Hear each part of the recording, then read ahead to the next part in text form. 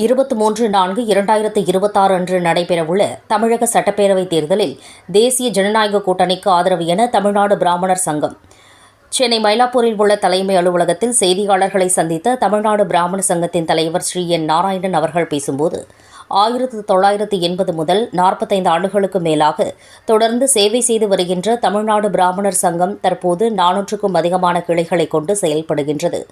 எங்களது சங்கத்தில் மாநில பொதுக்குழு உறுப்பினர்களாக 3500 பேர் உள்ளனர். இவர்கள் மாநில, மாவட்டங்கள் மற்றும் கிளைகளின் நிர்வாகிகள் ஆவர்.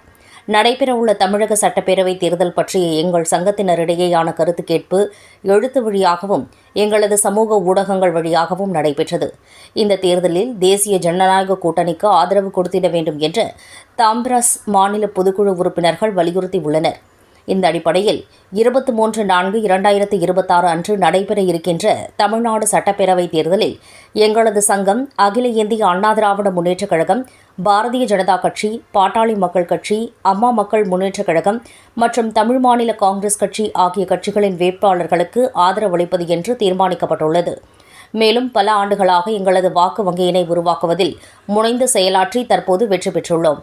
பல தொகுதிகளில் எங்களது வாக்குகள் தேர்தல் முடிவினை நிர்ணயிப்பதில் முக்கிய பங்காற்றிடும். எங்களது முக்கிய கோரிக்கை மத்திய அரசு சட்டமாக்கியுள்ள முற்படுத்தப்பட்டவர்களில் பொருளாதாரத்தில் பின்தங்கியவர்களுக்கு 10% இடஒதுக்கீடு கல்வியிலும் வேலைவாய்ப்பிலும் தமிழகத்திலும் வழங்க வேண்டும். மேலும் நலவாரியம் அமைக்க வேண்டும். இதுவே எங்கள் முக்கிய கோரிக்கையாகும் என தெரிவித்தார். தமிழ்நாடு பிராமணர் சங்கம் 1980ஆம் ஆண்டு துவங்க பெற்றது. 45 ஆண்டுகளுக்கும் மேலாக தொடர்ந்து தமிழகத்திலே நாங்கள் சேவையாற்றி வருகின்றோம். தற்போது 400க்கும் அதிகமான கிளைகள் எங்கள் சங்கத்திலே இங்கே சேவையில் உள்ளன. தமிழகம் முழுவதும் இருக்கக்கூடிய 11 லட்சம் பிராமண குடும்பங்களும் சங்கத்தில் தொடர்பில் இருக்கின்றார்கள். 45 லட்சத்துக்கும் மேற்பட்ட வாக்காளர்கள் இங்கே இருக்கின்றார்கள். இந்த முறை யாருக்கு வாக்களிப்பது என்பதை ஜனநாயக ரீதியாக எங்களுடைய பொதுக்குழு உறுப்பினரிடம் நாங்கள் எழுத்து வழியாக கருத்து கேட்பு கேட்டோம். பொதுக்குழு என்பது யார்?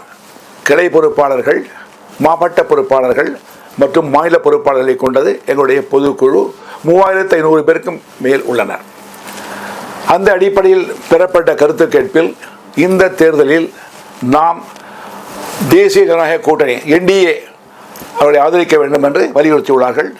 அதனை எங்களுடைய முடிவாக தீர்மானித்துள்ளோம். இந்த தேர்தலில் எங்களது ஆதரவு தேசிய ஜனநாயக கூட்டணிக்கு என்று முடிவாகி உள்ளது. எங்களுடைய எதிர்பார்ப்பாக நாங்கள் வைக்கின்ற விஷயங்கள் நிறைய விஷயங்கள் சொல்லலாம் இருந்தால் கூட 2 முக்கியமான விஷயங்கள் நான் குறிப்பிட விரும்புகின்றேன்.